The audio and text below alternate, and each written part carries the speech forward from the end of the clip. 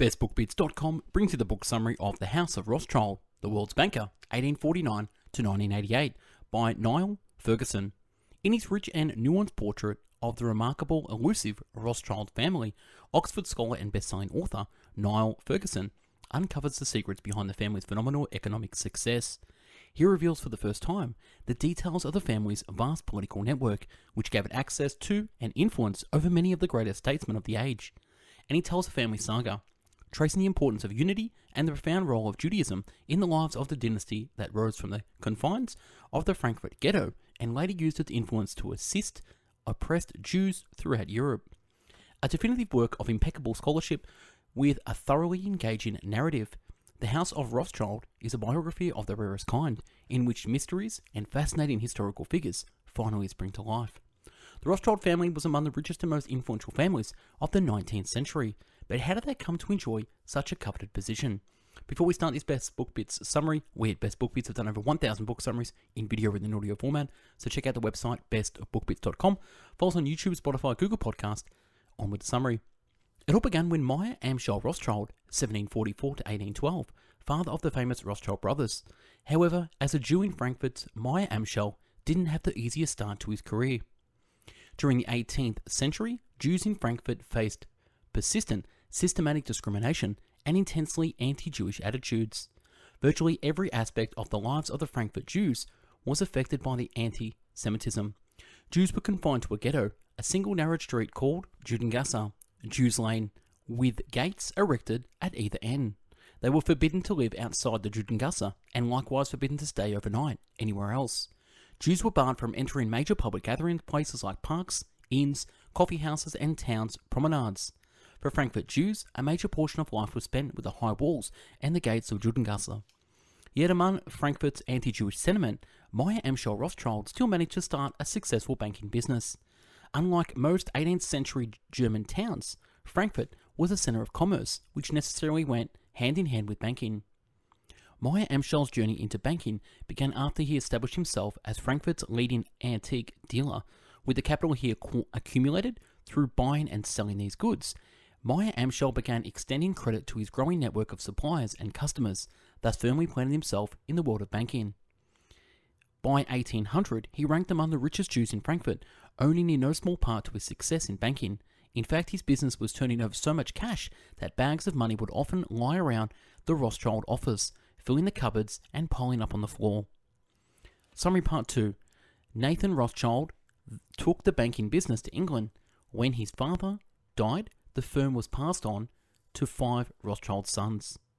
Of Meyer Amschel Rothschild's many clients, the most important was William IX, hereditary prince, landgrave, and elector, Kurfürst of the German state of Hesse-Kassel. According to the Rothschild myth, it was a relationship with William IX that formed the real foundation of the Rothschild fortune. When Napoleon declared his intention to end the reign of the House of Hesse-Kassel, William had little choice but to flee. According to legend, it was at this critical moment that William turned to Rothschild, hastily leaving his entire fortune in Rothschild's hand. In truth, however, Rothschild provided only one service to William, which proved critical to his family's success: the management of William's English investments. These investments were part of the reason why Nathan Rothschild, Meyer Amschel's third son, was able to establish a successful banking business abroad in England. Meyer Amschel sent Nathan to England around 1800. Like his father, Nathan was gradually transitioning from trading textiles to banking. Initially, Nathan took orders from Frankfurt, but gradually began making his own decisions and deals. It was the service of managing William's English investments that helped Nathan make the transition from a merchant to a London banker.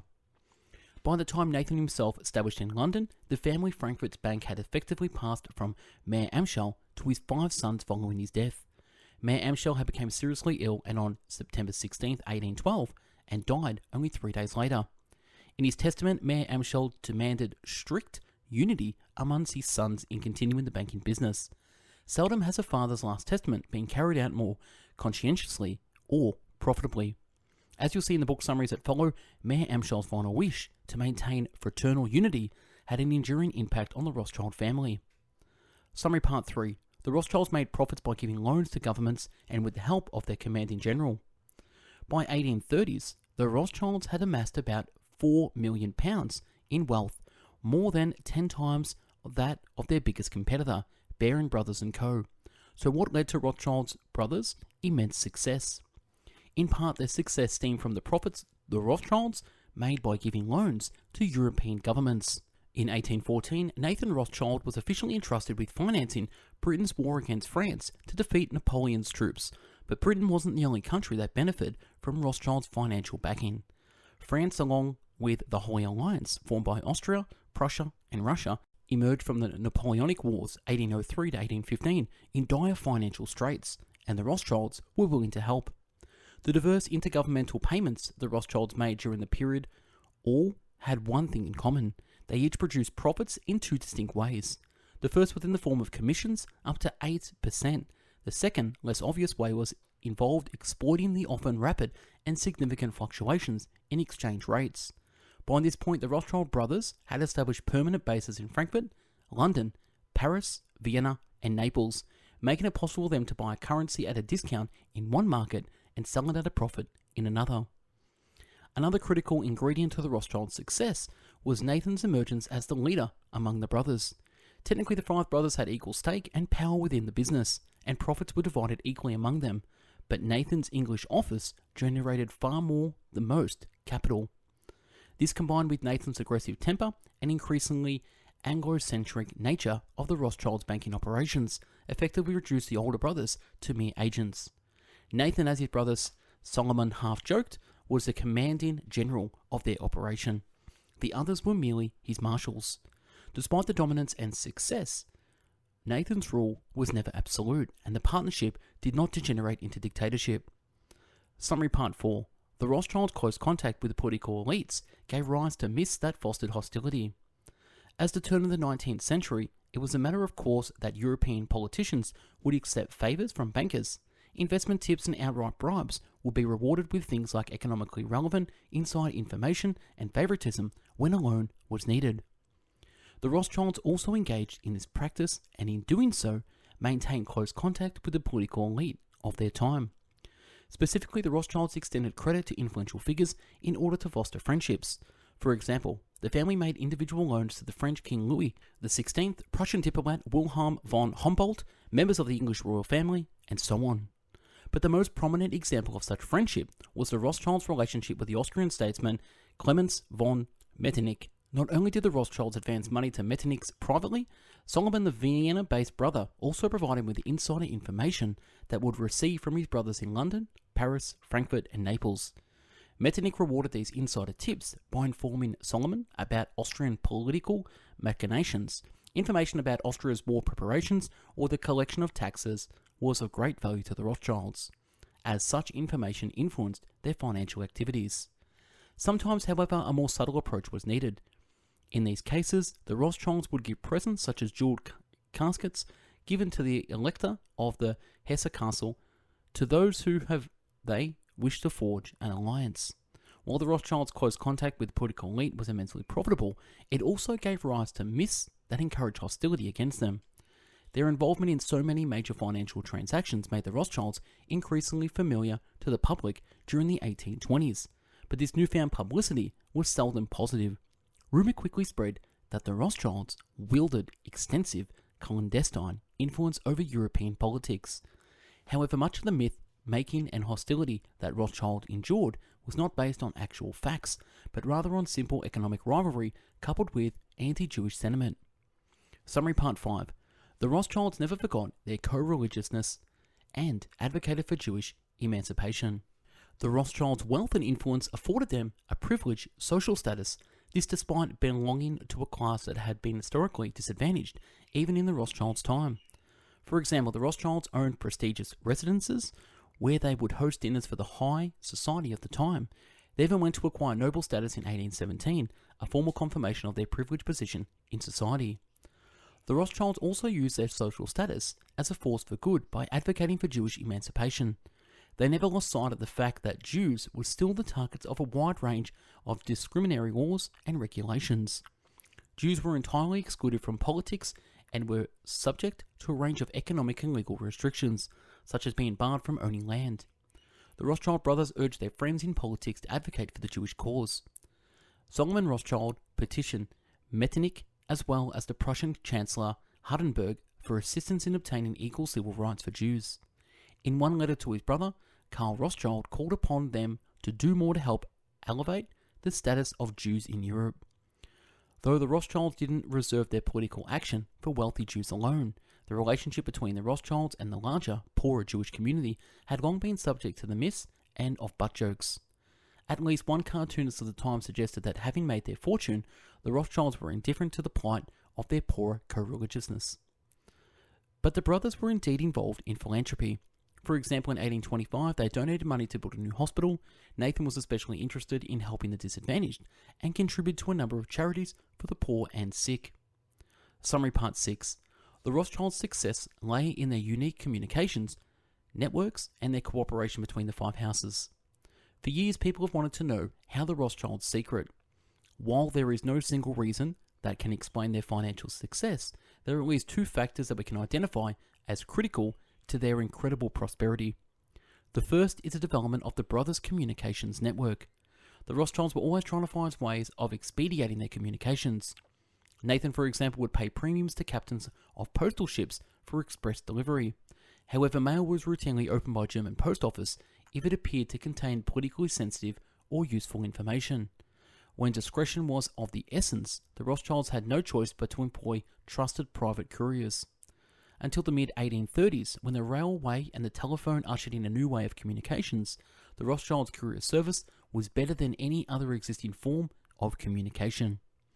Because it could deliver letters faster than regular post, those who used it would get politically and financially relevant information, such as updates on the stock market, before the rest of the public. But the principal reason for the Rothschild success lay in the cooperation between the five Rothschild houses. As mentioned earlier, the Rothschilds profited from the differences in exchange rates between various European markets.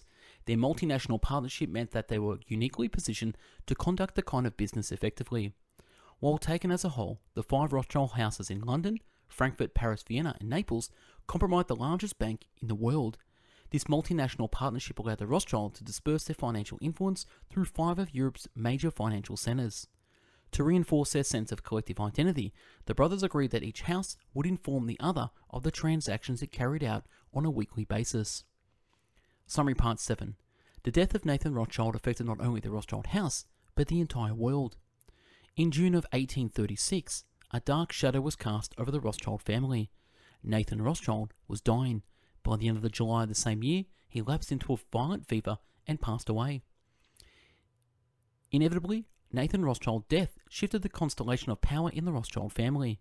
Since the death of their father, Mayer Amschel, in 1812, Nathan had been the leader of the Rothschild brothers. Even to the outside world, Nathan was seen as the critical pillar upon which the entire Rothschild house rested. After his death, all Nathan's rights transferred to his four sons, but who would become the new leader of the Rothschild family business? Usually people assume that Nathan's role was filled by the youngest of the five brothers, James. Indeed, he was quick to try to impose his authority on his nephews following Nathan's death, and on one occasion exhorted his nephews to pay more attention to his letters. But it's far from clear that James ever wielded power equal to Nathan's. In reality, the relatively equal distribution of power amongst the five houses meant that no single brother was really in a position to give marching orders to the others, as Nathan had once done. Nathan Rothschild's death also had much broader consequences than those the Rothschild family had to wrestle with. Nathan was the richest man in Britain, and therefore, given Britain's economic dominance at the time, almost certainly the richest man on earth. His economic influence reached across all of Europe, and his death meant drastic sudden changes to the European financial market. Summary Part 8. Patronage of the arts was important to the Rothschild family. For the Rothschilds, an important source of enjoyment and prestige was patronage of the arts. Indeed, the family had amassed a great collection of prestigious works of art over the years, but it was the art created in the 17th century Holland that the family was most drawn to. In 1840, for example, James Rothschild purchased works by Rembrandt, Peter Paul Rubens, and Anthony van Dyck. Perhaps the best explanation for their fascination with Dutch artists was their tendency to favour secular subjects over religious themes. In contrast to other artists of the time, Dutch painters were mostly secular. Increasingly, however, the Rothschilds also acquired works displaying explicitly Christian iconography.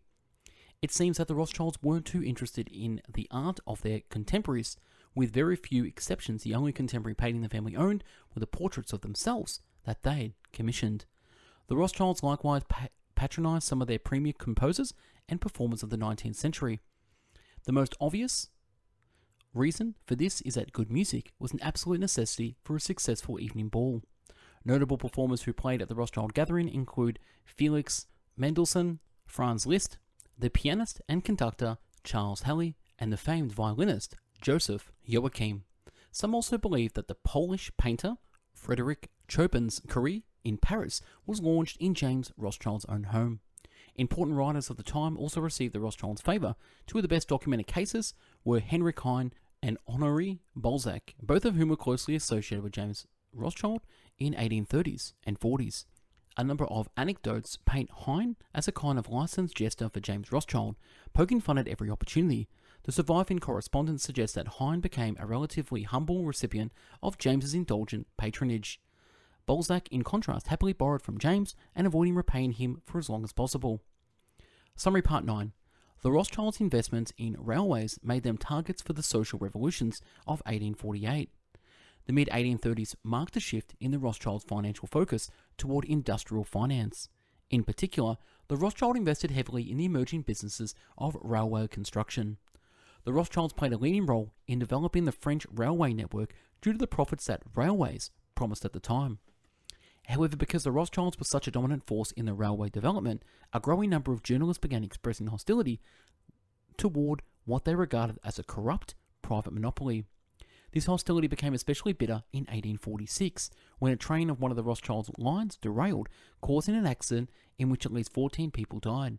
Soon the public prominence that the Rothschilds had won with their railways made them targets for the social revolutions of 1848, which resulted in a series of political and social upheavals throughout Europe. Not only were the revolutionaries concerned at the time with civil rights, such as free speech and the freedom of the press, they were also concerned with combating the era's growing disparity of wealth. The Rothschilds, a wealthy and influential family that gained public prominence through their endeavours in the railway system, came to personify this inequality. As a result, the Rothschilds faced serious threats to their safety. For example, in Frankfurt, the Rothschild houses were singled out for attacks and the windows were smashed. Financially, the Rothschilds faced serious losses due to their wealth that they had in the form of government securities. Government securities were falling dramatically in value as a result of many governments' efforts to counteract social revolution by increasing welfare spending and thereby falling into debt.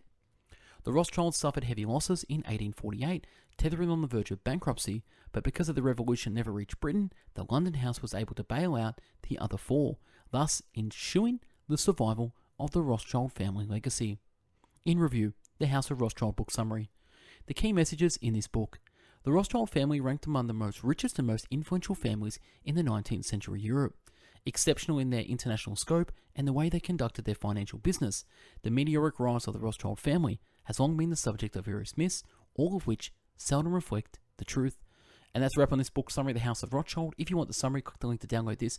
We, again, Best Book Bits, have done over 1,000 summaries in video and audio format. So check out the website, bestbookbits.com. If you want to help support this channel, you can download our top 450 Best Book Bits summaries in one massive downloadable PDF, along with the MP3, read and listen offline, anywhere, anytime. Thank you again for watching and listening. Subscribe to the YouTube channel. Listen to us on Spotify, Google Podcast, and Apple Podcast. Have a great day. Take care. Bye-bye now.